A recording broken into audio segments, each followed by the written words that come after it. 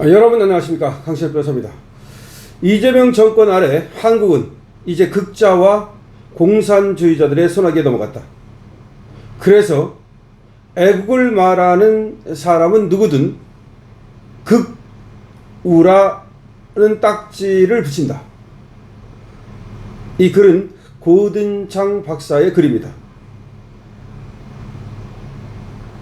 고든창 박사는 하루에도 몇 번씩 SNS를 통해서 한국의 정치 상황, 그 중에서도 이재명의 독재적 상황, 그리고 한국에서 벌어지는 극좌들의 준동에 가까운 일방적 폭주를 고발하고 있습니다.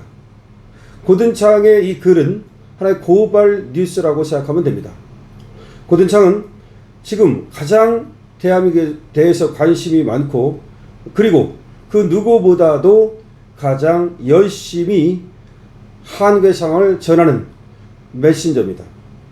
고든창은 이렇게 말했습니다. 한국의 현 정권은 본능적으로 미국인을 싫어합니다. 한국의 현 정권은 본능적으로 미국인을 싫어합니다. 박주연 변호사의 글을 공유하면서 고든창은 한국의 현 정권, 이재명 정권은 본능적으로 미국인을 싫어한다라고 말하고 있습니다. 자, 고든창은 한국에서는 극좌가 그리고 공산주의자들이 정권을 장악하고 애국을 말하는 사람들, 그래서 애국자들을 극우라는 딱지를 붙여서 탄압하고 있다고 얘기하고 있는 겁니다. 고든창은 계속해서 한국에서 벌어지는 일들을 미국 사회에 전하면서, 세계 사회에 전하면서, 심지어 리무브 리를 제거하고 프리 윤을 석방시켜야 한다는 내정 간섭성 발언도 전혀 개의치 않고 있습니다. 그야말로 고든창이야말로 어쩌면 외국에서, 해외에서 한국의 지금 독재 상황, 이거를 타도하기 위한 최고의 전사라고 말할 수가 있는 겁니다. 그런데 고든창의 저런 발언들에 대해서 저 극좌들은, 그리고 이재명 정권은 사실상 무시로 일관해 왔죠. 그런데 이번에 말이죠, 우이성락이 여러분이 아시는 것처럼 한국의 극우와 미국의 극우가 연결되어 있다라는 발언을 하는 등 그야말로 이 자들이 이제는 오히려 극우 프레임을 씌워가지고 마치 공모라도 해서 이재명 정권을 위협하듯 그렇게 몰이를 해가고 있습니다. 마치 내란 몰이를 했듯이 극우 몰이를 하는 겁니다. 근데 그 극우 몰이가 이제 한국에서 그치지 않고 미국에까지 연계해서 마치 미국에서 트럼프에 대해서 지금 영향력을 행사하는 사람들을, 지금 마가 그룹의 사람들을 모두 극우라고 지금 몰이를 하는 겁니다. 그러다가 대형 사고를 쳤는데, 자, MBC에서도 그렇게 지금 얘기를 했죠. 그렇게 지금 워딩을 했죠. 뭐냐면 미국의 연방 전 하원의장, 그야말로 가장 영향이 있는 사람 중에 하나죠. 이 연방 전 하원의장마저도 극우 몰이를 해서 그야말로 파장을 불러일으키고 있는 거죠. 자, 그러면 왜 그렇게 저들은 지금 이제 한국도 모자라서 미국까지 극자를 붙여서 극우 몰이를 하고 있는 걸까요? 그만큼 이제 트럼프가 두렵기 때문입니다.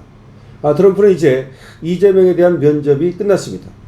저번에 트럼프가 사실은 이재명을 만나주지 않으려 하다가 가까스로 이재명의 끝없는 요구에 의해서 만나준 것으로 보이거든요. 지금 미국에서 나오는 얘기는, 그리고 미국 정치를 아는 현지 사람들의 얘기는, 트럼프가 이재명을 만나기 3시간 전에 올린 그 엄청난 그 폭탄성 글, 그러니까 혁명, 숙청 이런 글, 그리고 한국에서 도대체 무슨 일이 벌어지고 있는 거야 이런 글들은, 이거는 분명한 경고라는 겁니다. 나중에 그게 오해겠지라는 뜻으로 그런 어떤 말로 그냥 넘어가는 것처럼 보였지만 사실은 이미 치고 빠진 거라는 거죠. 그리고 이재명에 대한 엄청난 경고를 보낸 거라는 겁니다. 이재명은 사실상 그것을 해명하는데 진땀을 뺐다는 겁니다. 자, 그런데 그럼 트럼프를 갖다가 트럼프가 약간 오해였지 하고 해프닝처럼 넘어가는 것으로 모든 것이 일단락 됐는가? 그렇지 않다는 겁니다. 문제는 지금부터라는 겁니다.